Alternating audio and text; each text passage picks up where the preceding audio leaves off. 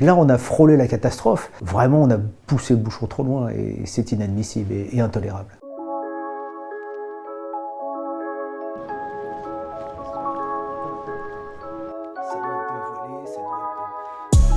Vers 22 h, mon fils rentrait et il est tombé sur eux devant le magasin. Il commençait à tambouronner sur les portes et sur les vitres.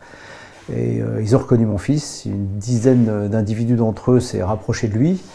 On commençait à le traiter de différents noms d'oiseaux et les coups ont commencé à pleuvoir. Un plus énervé que les autres s'est rapproché de mon fils et lui a mis une balle droite dans la mâchoire.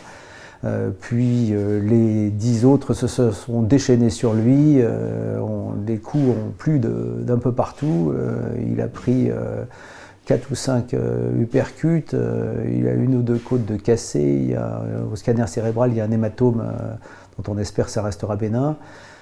Il a 3 doigts foulés, une écorchure à la main. Bon, un vrai massacre dans le sens où il a réussi simplement à se mettre en position de l'œuf pour se protéger en boule et éviter que ça aille davantage plus loin. Bon, la dégradation, donc ça a commencé par des petits fumigènes dans un magasin, un petit coup de tac dans un autre.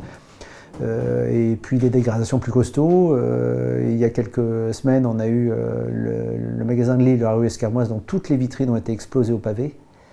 Et là, on arrive à un point d'orgue, à s'en prendre physiquement à mon fils, au sang de mon sang, pour des raisons qui sont absolument invraisemblables, simplement parce que est-ce que vous êtes responsable de ce que fait, ce que dit votre oncle?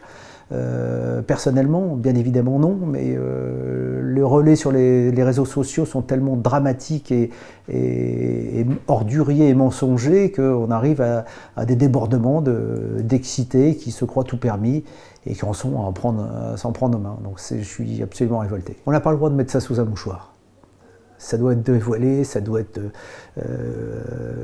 contredit et lutter au plus haut point parce que c'est une délicatesse de notre société qui est insupportable.